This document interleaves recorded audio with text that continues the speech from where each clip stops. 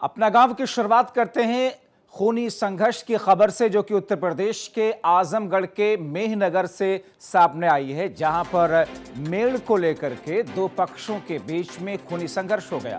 दोनों पक्षों से आधा दर्जन से ज्यादा लोग घायल हुए हैं। हालांकि सूचना मिलने के बाद पुलिस बल वहां पर तैनात कर दी गई है। मेहनगर के गोपालपुर गांव का यह मामला बताया जा रहा है, जहां पर ये खूनी संघर्ष हुआ है। सिर्फ विवाद एक मेड़ को लेकर के, जो कि खेत के बीच में था, जिसको लेकर के दोनों पक्षों के लोगों ने जमकर के बहस की। उसके बाद में हंगामा इतना बढ़ा कि खूनी संघर्ष तक नौबत आ गई। और इसके बाद में कई सारे लोग ऐसे हैं जो कि इस वक्त घायल हैं, अस्पताल में जिनका इलाज चल रहा है। तस्वीरें आप देख रहे हैं, दोनों पक्षों के लोग हैं। किस तरीके से झगड़े के बाद में मायूसी और मातम भरी कैफियत यहाँ पर है। अस्पताल के बिस्तर पर महिलाएं लेटी हुई हैं, उनका इलाज चल रहा है। उत्तर प्रदेश का आजमगढ़ का इलाका, जहां पर ये तस्वीरें आप देख रहे हैं, एक शख्स जिसका शव भी सामने रखा हुआ है। मेहनगर में खूनी संघर्ष के बाद में स्थिति इतनी बिगड़ गई कि एक शख्स की जान तक चले जाने की खबर है।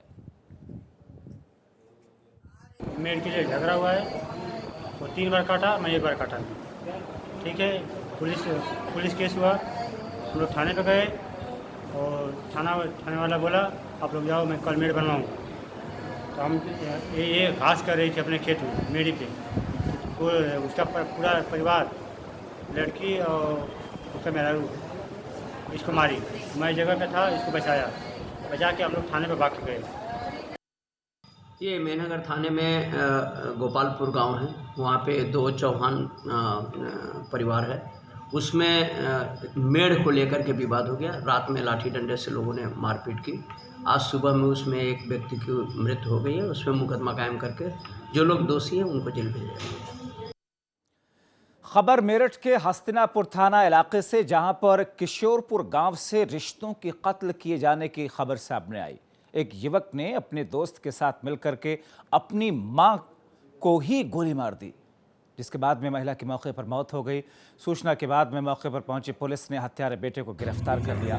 फिलहाल पुलिस कातिल बेटे से पूछताछ करने में जुटी हुई है कि आखिर एक वो शख्स जिसने अपनी मां की हत्या कर दी, ऐसी क्या स्थिति थी जिसके बाद में उस शख्स ने यह कदम उठाया। लेकिन वो मां जिसने 9 महीने अपनी कोख में रखा, शुरू से लेकर के अब तक, बचपन से लेकर के अब तक हर मुश्किल से अपने बेटे को बचाती रही, मगर वही बेटा अपनी मां का हत्यारा निकला। मुकदमे के समझौते करने को लेकर कुछ बात चल रही थी, जिसमें कुछ लोग अड़ंगा लगा रहे थे। उन लोगों को फंसाने के लिए इस व्यक्ति द्वारा, इस लड़के द्वारा ऐसी घटना कारित की गई है। इसकी उम्र 22 साल है और इसने अपना गुनाह कबूल कर लिया है और सारी चीज़ें जो तमंचा आती हैं वो बरामद कर ली गई हैं। और खबर उत्तर प्रदेश के मैनपुरी से, जहां पर आग लगने की वजह से 5 लोग बुरी तरीके से झुलस गए हैं, जिसमें 2 साल की मासूम की मौत भी हो गई है। तस्वीरें आप देख रहे हैं, आग लगने के बाद भी स्थिति वहां पर कैसी रही है। आग से झुलसे 4 लोगों को गंभीर हालत में जिला अस्पताल में भर्ती कराया गया है। पीड़ित परिवार का आरोप है कि पड़ोस के रहने वाले युवक पुरानी रंजिश के चलते घर में आग लगा करके वहां से फरार हो गए। आरोपी को पुलिस ने हालांकि हिरासत में ले लिया। पीड़ित परिवार का यहाँ पर 29 जून को घर में बारात भी आनी थी, यानी कि जिस घर को आग लगाई गई, जिसमें दहेज का सामान भी रखा हुआ था, वो सब कुछ जल करके खाक हो गया है। घटना थाना कोतवाली क्षेत्र के माधोनगर पर खरपरी की है, जहां पर पीड़ित परिवार की तहरीर पर पुलिस ने मामला दर्ज कर लिया है, जांच की बात कर रही है। मगर एक घर का सब कुछ इस आग के हवाले हो गया। जिला अस्पताल ले जाया गया था, जहाँ पे प्राथमिक इलाज के बाद इनको सैफई रेफ़र कर दिया गया। झुलसे हुए लोगों में 5 लोग थे।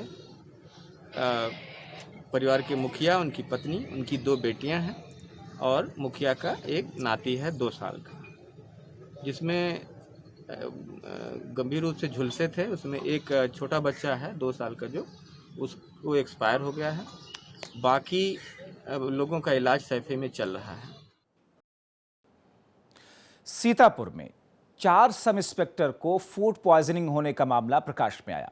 निजी फॉलोवर से खाने के बाद में सभी की हालत अचानक बिगड़ गई, जिसके बाद में साथी सब इंस्पेक्टर ने सभी को अस्पताल में भर्ती कराया, जहां पर उनका इलाज जारी है। डॉक्टरों के मुताबिक अब सभी की हालत खतरे से बाहर है। सभी का इलाज है जो कि इस वक्त चल रहा है। मामला तंबोर थाना क्षेत्र का बताया जा रहा है।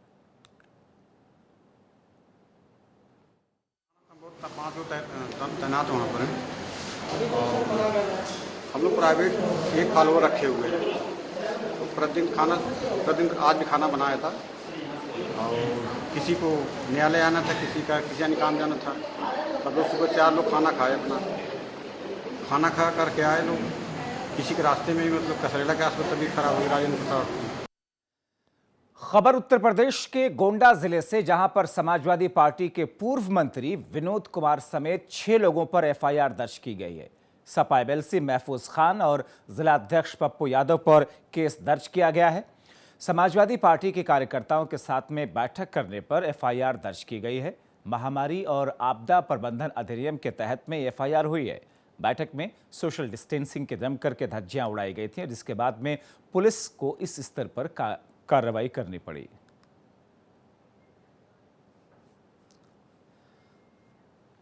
इटावा शहर के आवास विकास कॉलोनी में बीजेपी के जिला अध्यक्ष के घर बनवाने पर विवाद शुरू हो गया।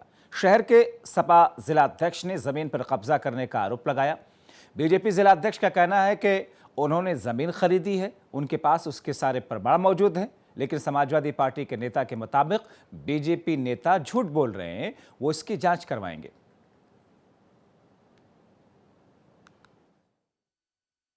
कि आवास विकास जैसी पॉश कॉलोनी में भारतीय जनता पार्टी के जिला अध्यक्ष अजय ठाकरे द्वारा सरकारी जमीन पर कब्जा किया जा रहा है। जब भी जगह अधिग्रहण हुई थी, आवास विकास ने पूरी अधिग्रहण की थी, तो इतनी जगह आवास विकास ने छोड़ दी थी, जिसके मालिक अतर सिंह चौहान पुत्र रघुवत दयाल चौहान हैं, उन्हीं के द्वारा बैनामा, बाकी भी बैनामे किए गए, मेरे बाकी बैनामा। खबर उत्तर प्रदेश के पूर्वी जिला बस्ती से, जहां पर घर वालों से छुप करके प्रेमिका से मिलने गए प्रेमी की करंट की चपेट में आने से मौत हो गई। प्रेमिका करंट की चपेट में आने से बुरी तरीके से झुलस गई। दरअसल मामला थाना पैकोलिया क्षेत्र का है, जहां घर वालों से छुप करके खेत में मिलने गए प्रेमी युगल सिंचाई के लिए लगाए गए बिजली के तार की चपेट में आ गए। पुलिस को मौके से बिजली के तार न मिल करके शव के 50 मीटर दूर पर यह तार मिला, जिसके बाद में पुलिस मामले की गंभीरता को देखते हुए उसे संदिग्ध मान करके जांच आगे बढ़ा रही है। देखिए, आज थाना पैकोलिया में सुबह 112 के माध्यम से सूचना मिली थी कि एक जो लड़का है उसकी करंट लगने से मौत हो गई है और एक लड़की को भी करंट लगा था, वो भी घायल अवस्था में। तो इसी पे तत्काल पुलिस थाना प्रभारी वहाँ पे मौके पे पहुँचे। तो वहाँ पे जब जांच किया गया तो ये सामने आया था कि ये लड़का लड़की उस खेत में गए थे रात्रि में, और वहाँ पे लड़के को करंट लग गया। लड़की ने बचाने का प्रयास किया तो उसके भी पैर में करंट लगा है, उसकी वजह से लड़के की ऑन स्पॉट डेथ हो गई है और लड़की को इलाज के लिए अस्पताल में भेजा गया है। इसमें आगे की कार्रवाई की जा रही है, पीएम कराया जा रहा है और ये जांच की जा रही है कि किन परिस्थितियों में करंट लगा है। खबर उत्तर प्रदेश के बांदा से, जहां पर पुलिस उप महानिरीक्षक चित्रकूट धाम का वाहन चालक कोरोना का पॉजिटिव निकला है।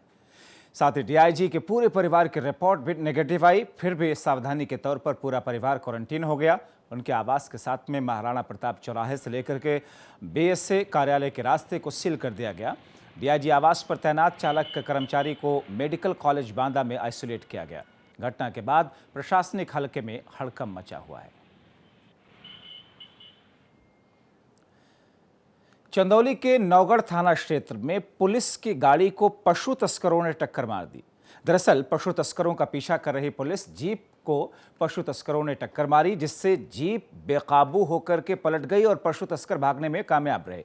इस घटना में 5 पुलिसकर्मी घायल हुए, जिन्हें अस्पताल में भर्ती कराया गया। ये पशु तस्कर सोनभद्र से बिहार की तरफ जा रहे थे।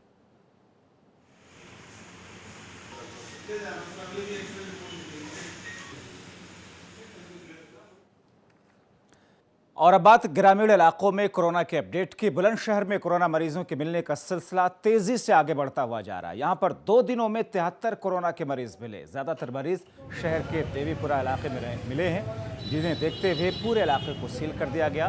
बैरिकेडिंग के साथ साथ में पुलिस बल भी वहां पर तैनात की गई है। तो पुलिस बल को तैनात किया गया है और ये देख रहे हैं आप तस्वीरों में जिस तरीके से वहाँ पर पूरा इलाका सील्ड है, दुकानें बंद हैं, आवाजाही ठप है। वहाँ पर दोनों तरफ ही बैरिकेडिंग करके पुलिस की टुकड़ियाँ वहाँ पर मौजूद हैं ताकि आवाजाही जब रुकेगी, थमेगी तो फिर कोरोना के संक्रमण पर अंकुश भी लगेगा। इसी के साथ अपना गांव में अभी के लिए बस इतना ही, लेकिन देश, प्रदेश और दुनिया की बाकी खबरों के लिए आप बने रहिए R9 TV के साथ।